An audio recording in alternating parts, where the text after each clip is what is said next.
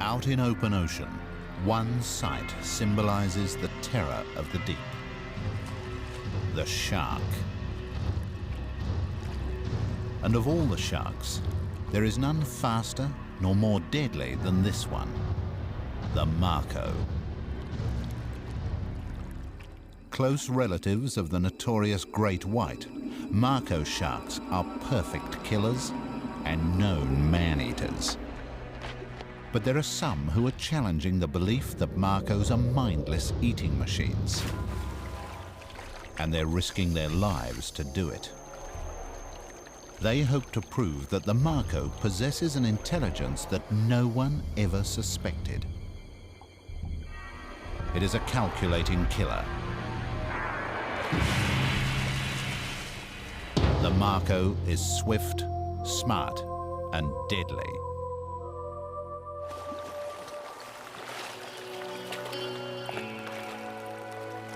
We all know that dolphins are the super brains of the 7 seas. Decades of study have led us to understand and respect them. But in our fear and loathing of sharks, we may have missed signs of intelligence, particularly in this one, the Mako.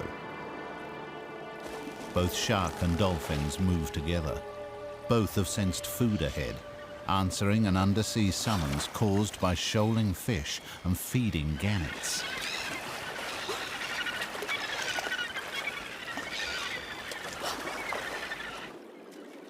It has also brought the striped marlin and those who prize it as a game fish. This flurry of activity is called the dinner bell.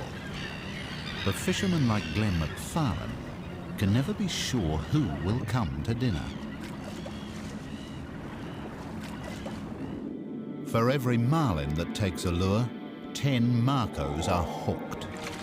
Another Mako, a young one.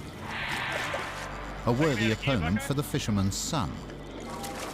It's a fierce but fair fight. A 200-pound shark battling a 30-pound lion.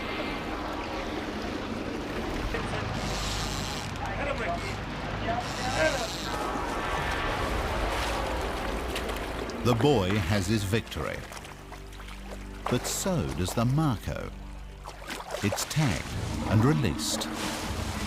Almost all our knowledge of this common yet mysterious shark comes from re-catching tagged fish. This young shark loses a few teeth. They'll be replaced in days. But not all Makos are so lucky. This large female is not just a trophy. She is the embodiment of our fears. 302.6. Makos often attack boats when caught. Fishermen call them vengeful sharks.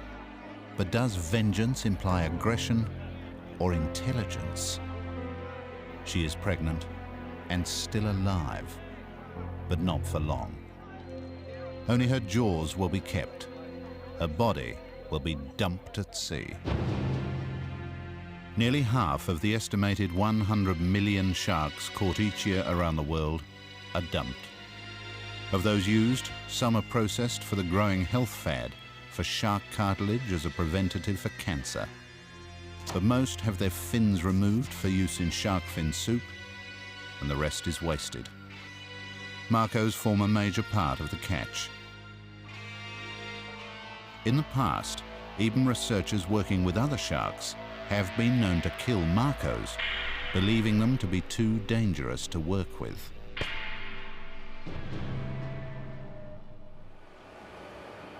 But there are some who are prepared to face that danger. Together, filmmaker Mike Bhana and marine biologist Craig Thorburn have been studying sharks in New Zealand for more than 5 years. In that time, Craig has come to suspect that sharks possess more intelligence than we give them credit for.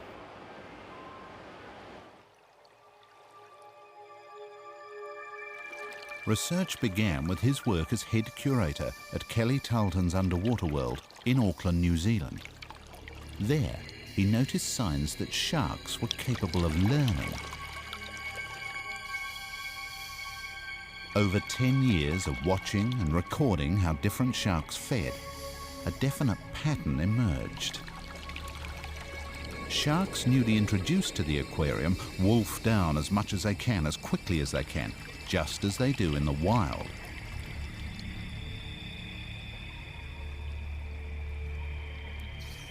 But after a few months, they calm down and eat less. And what's more, they anticipate the regular twice-weekly feeds. At 10 minutes to 2 every Tuesday and Thursday, before the appearance or the sound of divers, these sharks and their ray cousins become very active. They have learned to anticipate exactly when food will appear.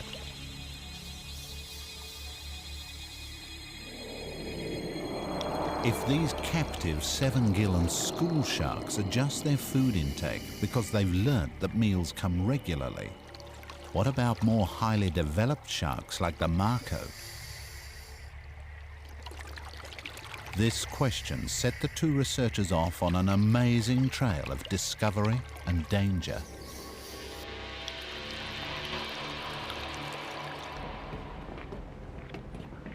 Makos are ocean wanderers. They cannot survive and be studied in captivity. Craig Thorburn, mate. Hello, Craig. Craig and Mike find game fishermen a valuable source of information, especially when they encounter a tagged Mako. It's caught 18 months ago. Did they say how much bigger it was, your estimate? Well, we estimated 40, and 18 months before it was estimated 15. So I think that it wouldn't have grown that much, would it? Yeah, the little ones you see out there like this, that's like this year's pup, that's a Christmas pup. And he'll put on another 50 centimetres in his first year. Even dead Makos can tell stories. Baby teeth show this is a juvenile, and an autopsy will reveal a lot more. Craig knows from previous autopsies that of all sharks, the Mako has one of the biggest brains for its body weight. They may be big-brained, but does that mean they're bright?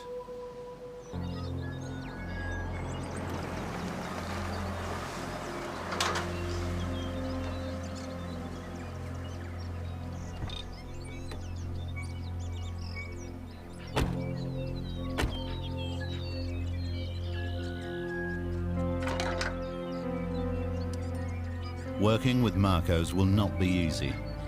Their huge oceanic ranges extend through tropical and subtropical regions of both the Pacific and the Atlantic as they follow the warm currents with the changing seasons. They're out there, but where?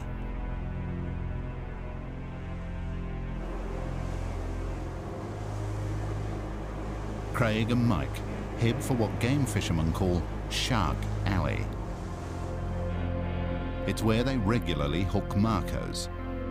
It's a zone where the ocean is between 200 and 300 feet deep. This means traveling up to 20 miles offshore into seas renowned for their savage unpredictability.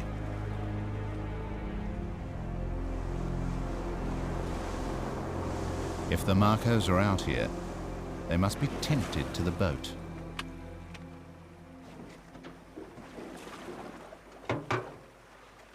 The usual method of attracting them is a frozen block of chum, minced fish and fish oil.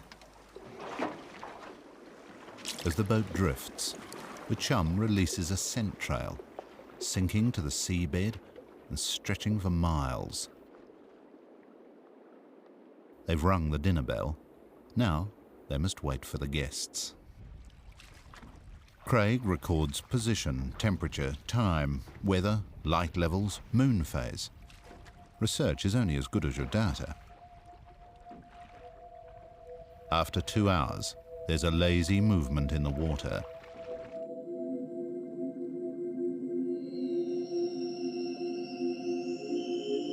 It's a blue shark, 10 feet long, which is about as big as they get. A potential man-eater given the chance. With eyes set on the side of its head, it can't see directly forward. It may not be a Mako, but Craig decides to work with it for some comparisons.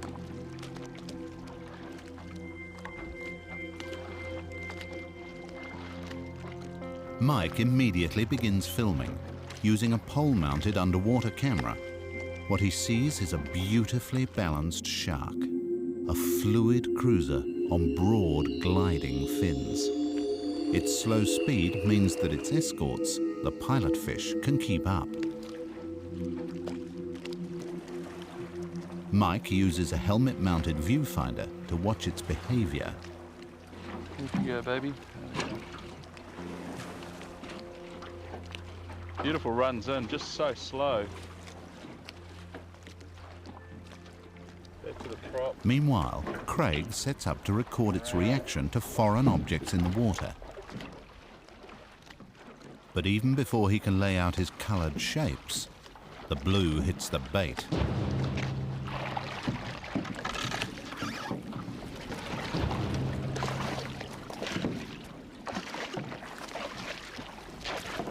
As it bites at the tuna, Craig observes how protective membranes automatically cover its vulnerable eyes.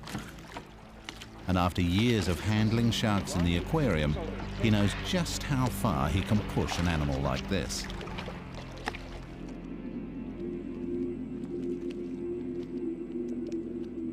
Blues are opportunistic scavengers. They feed mainly at night on squid, which they detect from the tiny amounts of electricity they generate.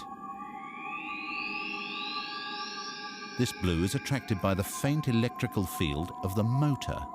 As it touches, its eyes close. This is an instinctive response. This is an instinctive shark.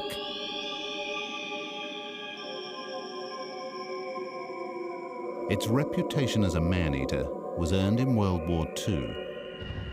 As wounded sailors from sunken ships floated helplessly in the Pacific, packs of blues attacked in a slow-motion nightmare.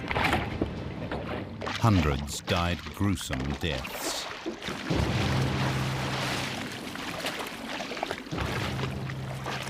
Blue sharks are well studied around the world. They're easy to swim with and handle if there aren't too many around. There's the boy. Claspers beneath the shark's belly show it's a male. The brief restraint is too much for the shark, and with a furious flick of its large tail, the big blue is gone.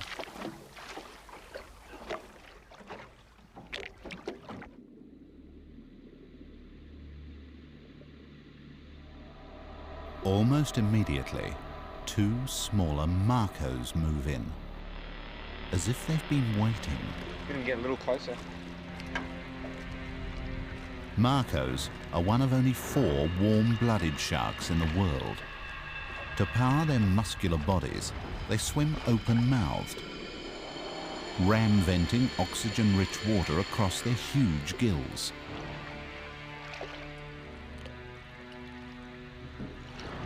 Their strong, stiff tails are built for speed, up to 50 miles an hour. They inspect and reject the floating discs. The Mako's binocular vision instantly identifies the tide bait.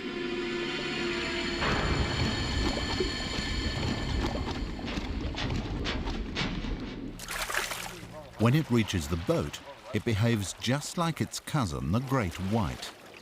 It rolls its eye, revealing the thick protective skin on the back of the eyeball.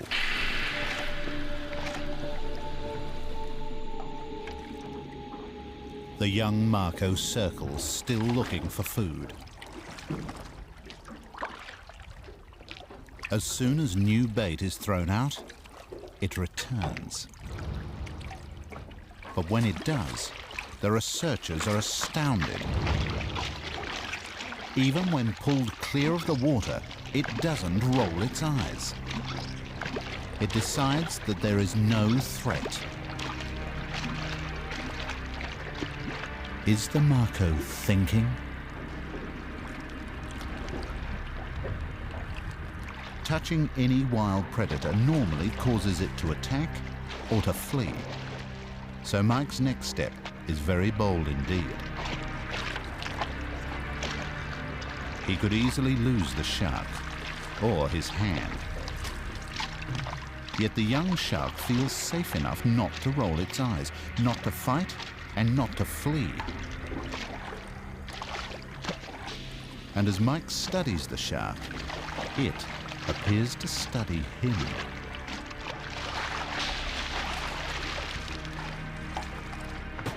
What they have witnessed goes against all known shark behavior. It's the breakthrough they've been after. The researchers have found their smart sharks. Craig prepares to tag their subject. Whereas Mako's tagged after being hooked often react violently, this one barely notices. And if found again anywhere in the world, its history is on its back. That little guy's been around for a couple of hours now. But soon after, it disappears. And the reason why looms large. This much bigger Mako ignores the bait and immediately begins attacking the boat.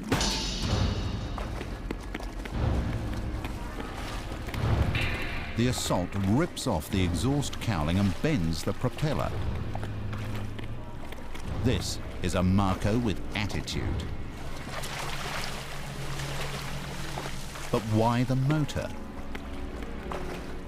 Mature Makos in these waters feed on broadbill swordfish, much bigger than themselves, which they immobilize by biting off their tails.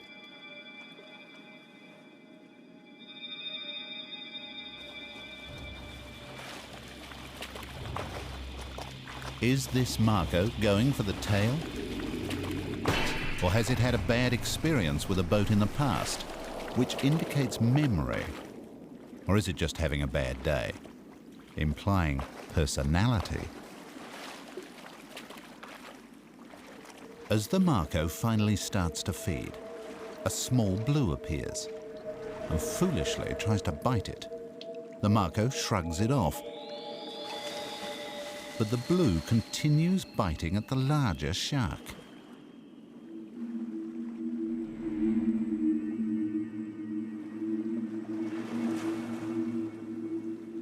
It's an extraordinary encounter. Craig and Mike are amazed that the blue has taken the unnatural course of attacking something bigger than itself. But then they see why.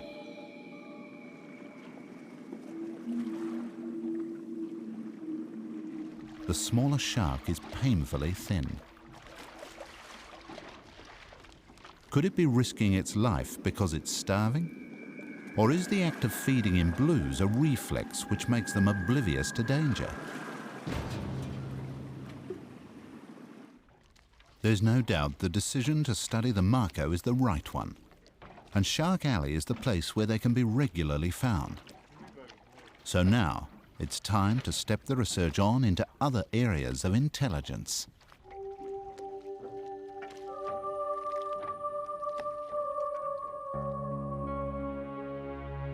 Always with a watchful eye on the weather, the daily commuting out to Shark Alley continues.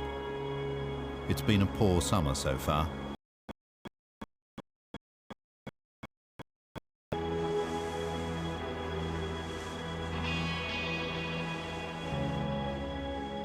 The fish finder signals the first stop. Where there's food, there should be sharks. And Makos from all around will be picking up on the sounds of these blue mau-mau and trevally. And they certainly would have heard the sound of the boat.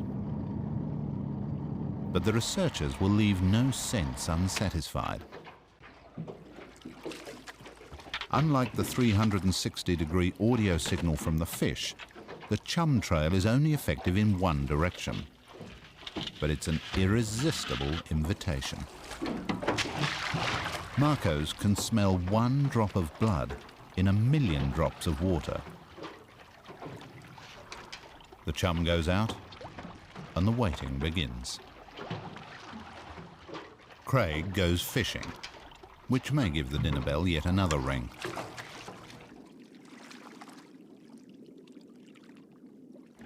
The The sound and vibrations of a struggling fish broadcast an easy meal to sharks.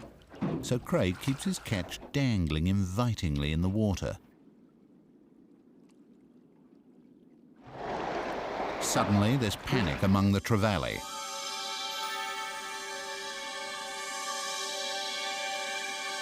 It signals the approach of a predator. It goes straight to Craig's fish, but he's anxious not to hook the Mako.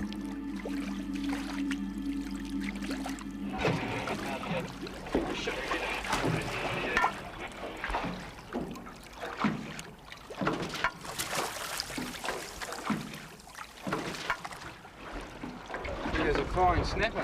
The snapper has done its job, but it's in vain. The big shark disappears. The next Mako is a youngster with a large bite mark on its back. It's certainly hungry, so will likely stay for some time.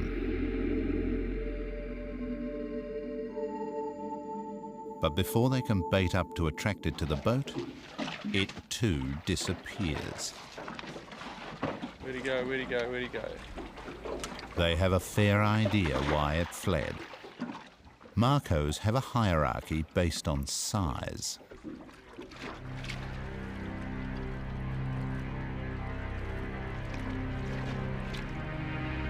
A sleek 750-pound killing machine. She's the biggest Mako they've seen this year. She won't come near the researchers, so they must go to her. But they're not taking chances.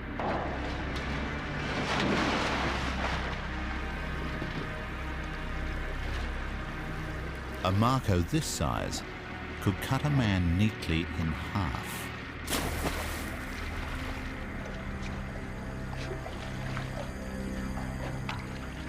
But just as Craig reaches the safety of the cage, the Mako glides off into the gloom.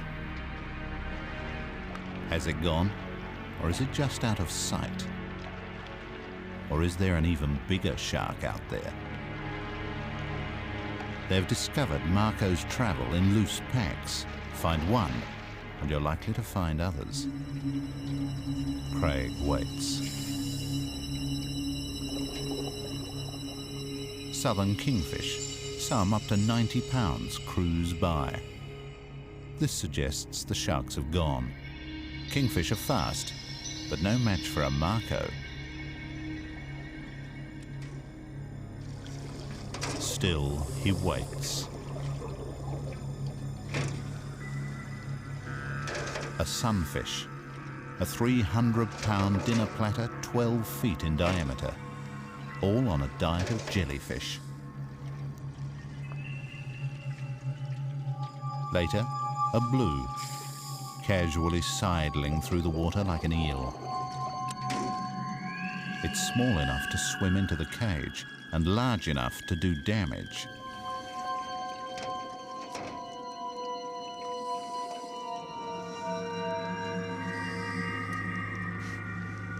Craig resists the temptation to get out of the cage to play with him, because the big Mako could still be out there, beyond vision, waiting.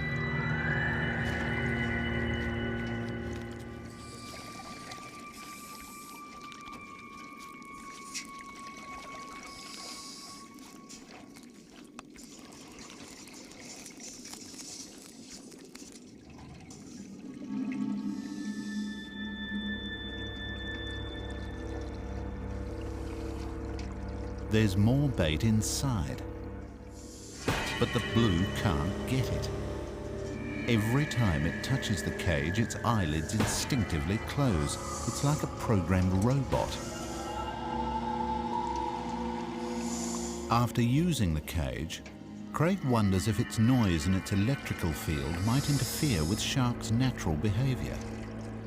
They'll look at other ways of getting close to their subjects in the water. But all work now stops abruptly. 2 consecutive cyclones play havoc with the researchers' schedule. Even when they do get out on the water, It's too rough to lay a chum trail. They don't even get as far as Shark Alley. The only sighting is a large hammerhead.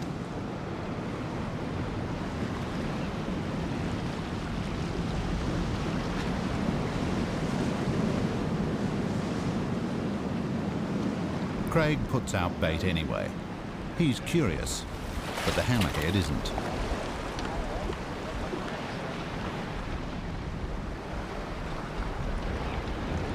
This is a shark more at home in murky water. With its eyes at either end of its wide hammer-shaped head, it has difficulty seeing the bait, but it senses it.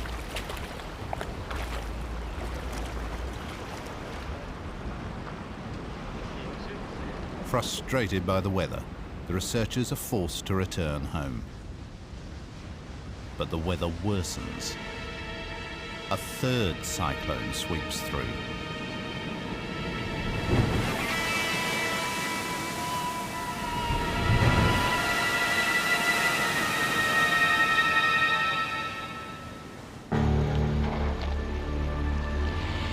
By the time the weather clears, summer is coming to an end. With sea temperatures already well below normal, the Makos will soon be heading north. Time is running out. But the study of shark senses takes off once again.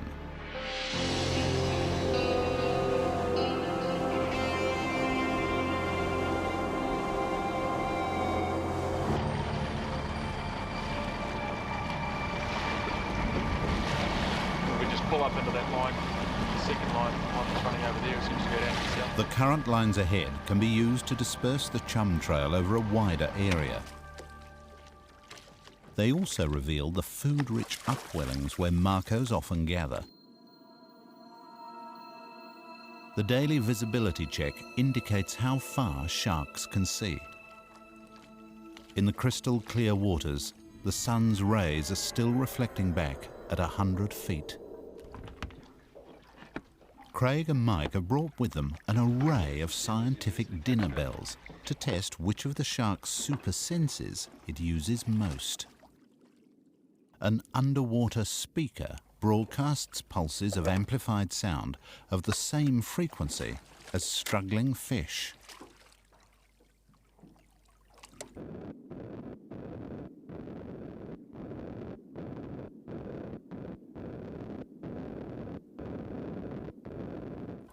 Again, the wait.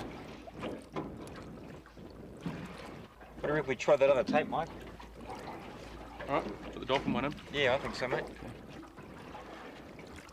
The next tape is a live recording of dolphins, sharks and whales feeding on schools of bait fish. Can you hear that? Yeah, no, it sounds good.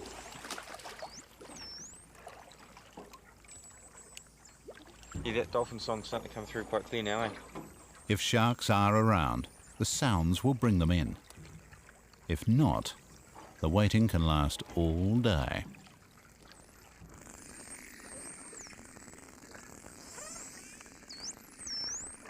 There's a shark out there, Mikey. Just come up on the sounder now.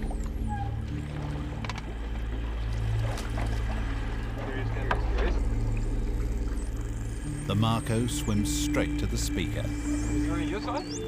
It mouths it briefly, and then heads for the bag of chum, eyeing Craig in the boat as it passes. Makos are highly visual hunters, and so far, this one hasn't seen anything it likes.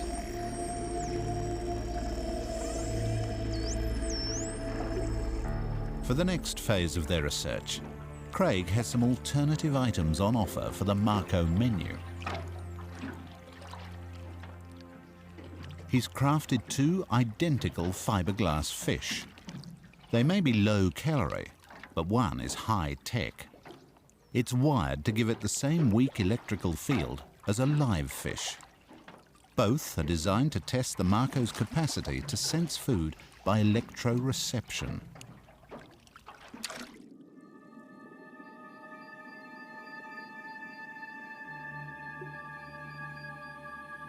The plastic fish are only one of several sensory experiments that they'll conduct over the following weeks. The results are fascinating. Most Makos are attracted by the look of these fish. They usually mouth them both, but they seem to have no preference for the wired fish. The conclusion? Electroreception appears to be a low priority.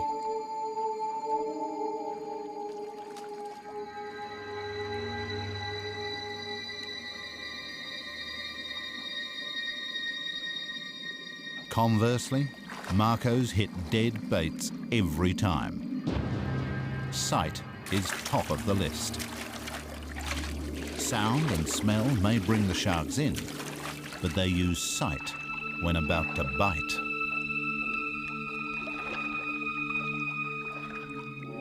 Vision is often the primary sense of top predators. But are the Mako's piercing eyes linked to a powerful brain? The next set of experiments is designed to test intelligence, to find out how quickly they learn. Using a standard conditioned response test, they will attempt to measure how quickly the sharks can learn to associate a specific action with a reward of food. If the Mako hits the square, it receives a fiberglass fish. Not much of a reward, but the Makos are sufficiently intrigued to at least check it out.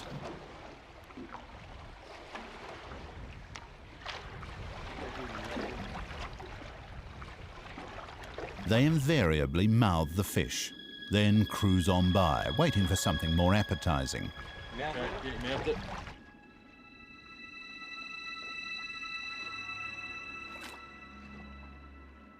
But then a circle is placed in the water. If it hits the circle, the shark gets real food. How long will it take Makos to learn the difference?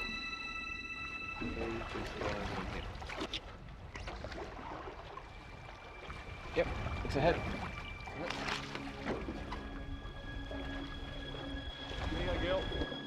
Most Makos begin to hit the circle to get the reward in a surprisingly short time.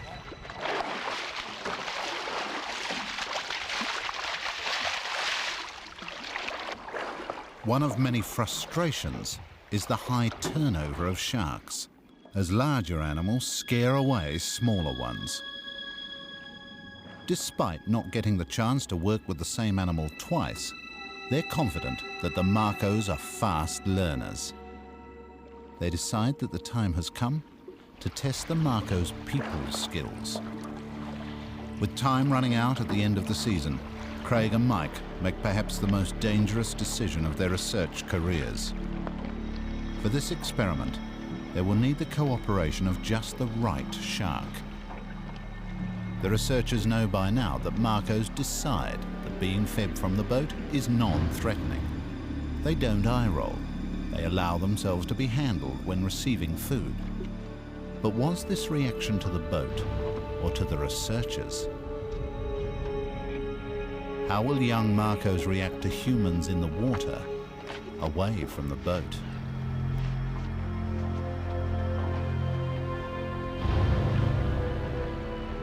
This young female has been well fed, and they think they know these predators well enough to take a calculated risk. But it could go very wrong. This far from shore and emergency services, an attack is far more likely to be fatal.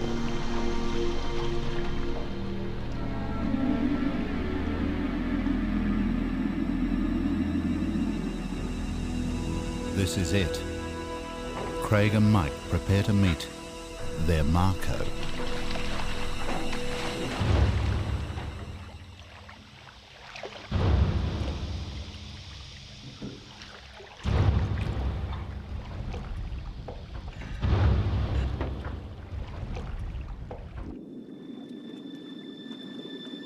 Away from the boat, will the shark recognize them as the same shapes that fed her earlier?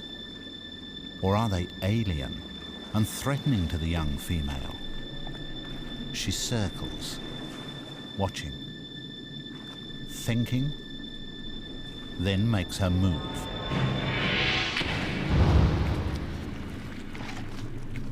She attacks the bait, and when Craig touches her, she ignores him.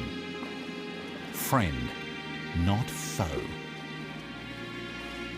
And non-threatened, she quickly returns to the bait.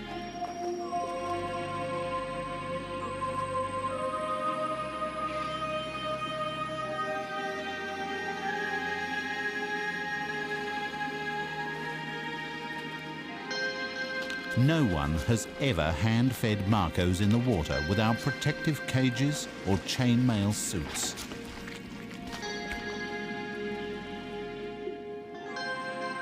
The divers are armed only with a camera, a dead fish, and their newfound knowledge.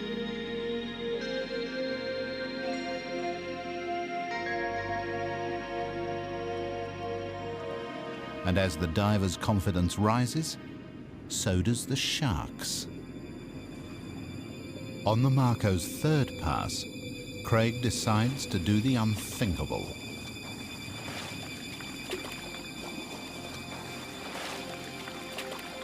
And again, she doesn't react. She decides that Craig's restraint is no threat. Not only that, but she returns for more.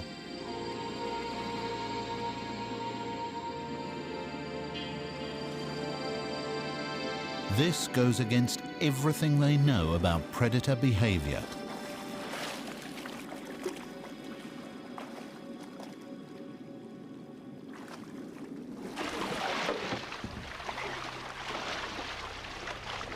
They have probably learned far more on this one swim with the young female than from all previous encounters. They have looked into a Mako's eye and met a gaze of acceptance. 5 foot, something like that, yeah. Yep. Probably about 40 kilos, something like that, 30 or 40 kilo in weight. Nice little fish.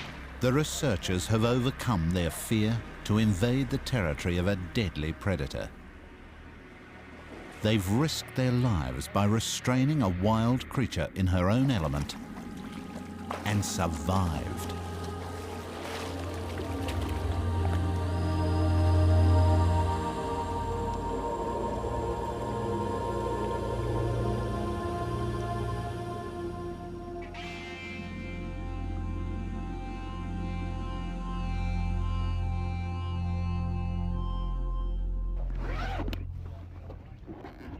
Their next opportunity to dive with Makos comes later, when they test the most up-to-date of shark deterrents. The pod on Craig's back will surround him with a 10-foot electrical field designed to overload a shark's electroreception sense, thereby scaring it away. Good. It's been shown to be effective with many sharks, even the Mako's closest relative, the great white. But how will it work on Makos, for whom electroreception seems far less important? With the pod turned off, Craig offers food to the first shark to bring it closer.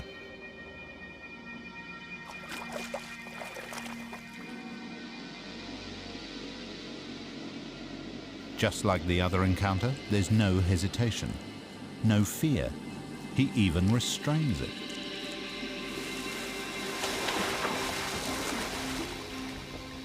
On the next pass, he turns on the pod. The only reaction is a fluid flick of the tail.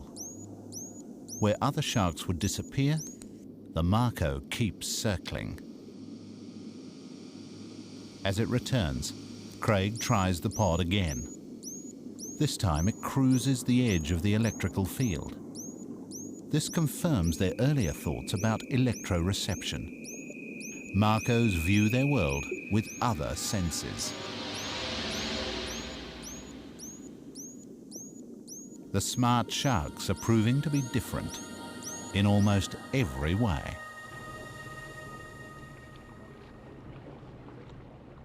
In a new encounter, Craig pushes the boundary even further.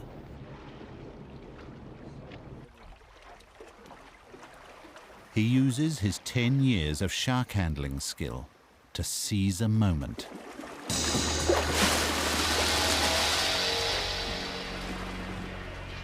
It's a very young Mako. From its first moment of life, it's been without parental care. Experience has been its only teacher. And just how young it is can be worked out by measuring its length. 82. 82. 82. Well, that's one of the smallest free swing Makos you will ever see.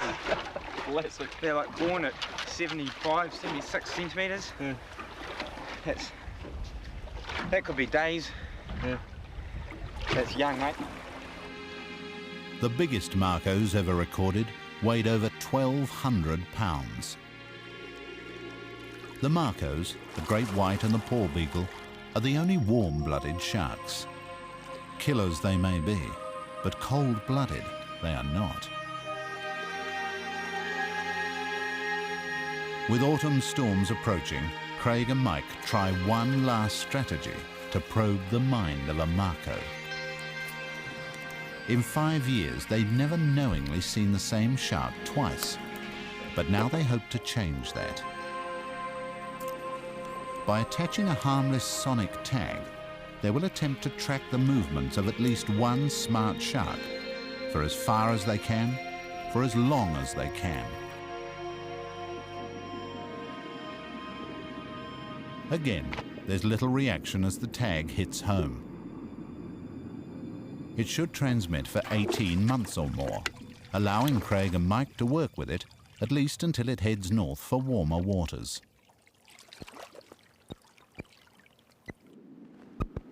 As long as they can keep the Mako within about 2 miles of the boat, the directional hydrophone should be able to pick it up.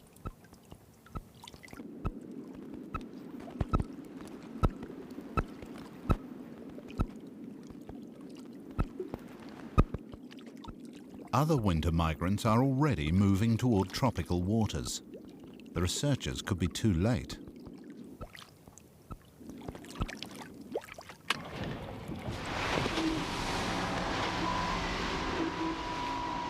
It's heading north, straight along Shark Alley. By racing ahead of it, then stopping and listening, they should stay in touch.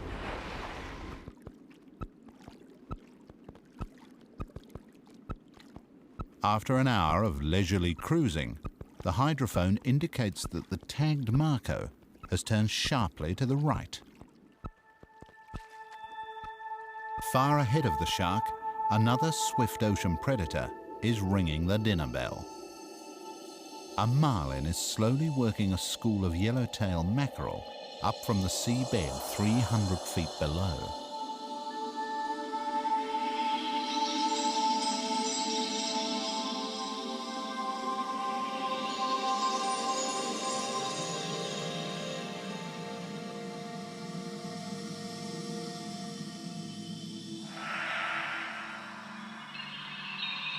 Its vivid stripes flash iridescently as a sign of frustration, of being unable to feed.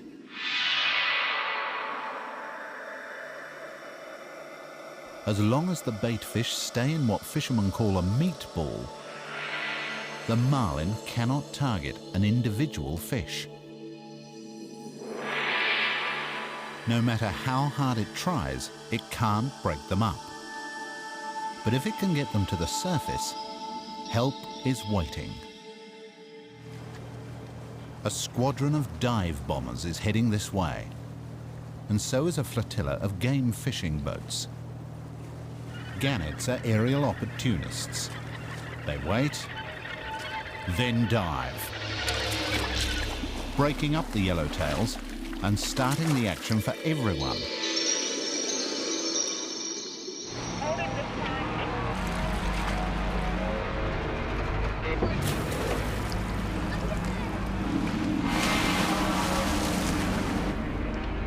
Glenn McFarlane is one of the first to make a strike.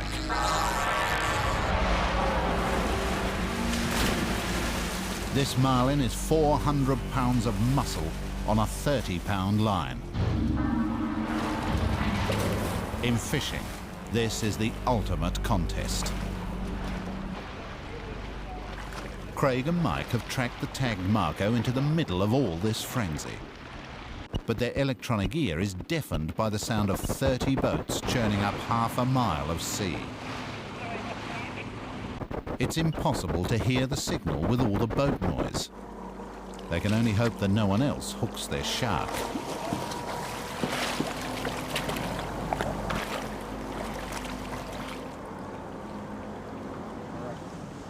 But it's the game fishermen that give them an idea of how to find the tagged shark. He's ready to roll.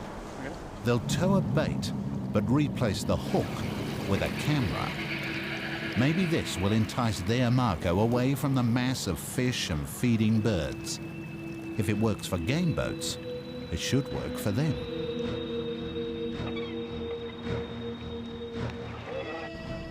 Oh, Lord of Marlin. If only the fishermen could see this. Yeah, that's going down. Thanks. Even a 10-foot marlin like this is at risk from Makos. They have the speed, but not the Mako's brains. At one point, they see several marlin in the same view. 1, 2, 3, 4 of them. And then their first shark. Oh, here we go. It's a good sized shark too. It's not their tagged Mako. Straight through the mono. That must have been, what, 120-pound mono? Yeah. Clean cut. Yeah. We'll put another one on, eh? I'll go pull it up. But another baitfish soon brings another shark.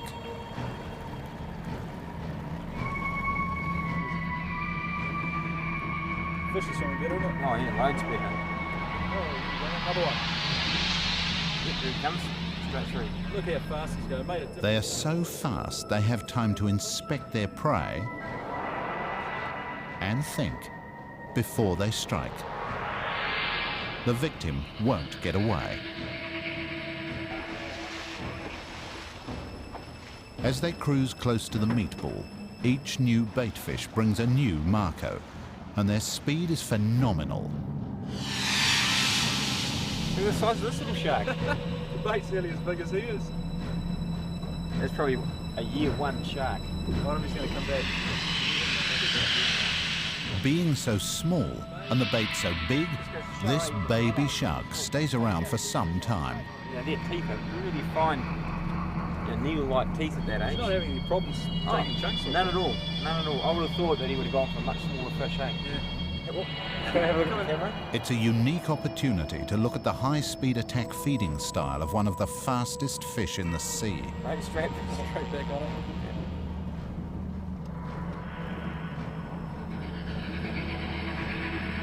With the efficiency of a chainsaw, it quickly severs a large chunk of the bait. Okay, I'll pick it up now. See how fast he went around there? I've never seen anything like this before, eh? Yeah. All over it. The researchers increase their speed to see how fast the little Mako really is.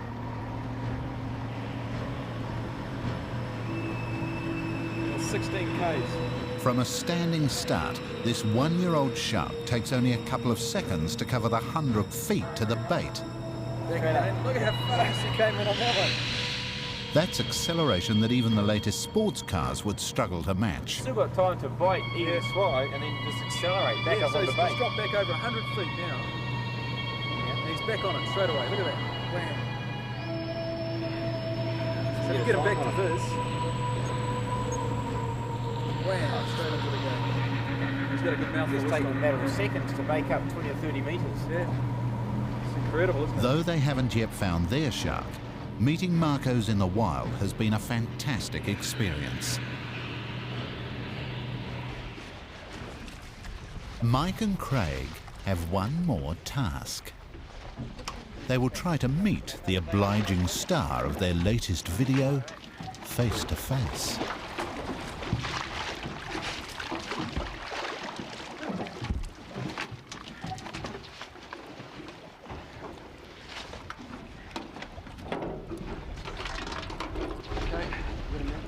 1.10 for the girth. This young shark has been following the boat at high speed for more than 5 minutes, but it's all Craig can do to hang on to it. If Makos have good memories, this one will avoid boats in the future.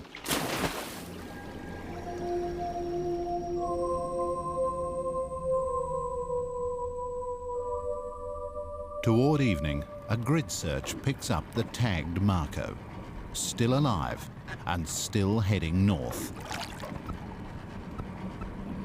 Yeah, we're getting a signal off her now, Mike. Far away? I don't know, it's quite a strong signal. I don't think she's that far ahead, eh? They have entered the remarkable world of the much maligned Mako. But it's just the beginning. Perhaps next summer they will achieve repeated encounters with one shark. Craig and Mike are convinced they're on the trail of the brightest fish in the sea. They think Makos could be to sharks what humans are to other primates. They're swift, they're deadly, and they're smart.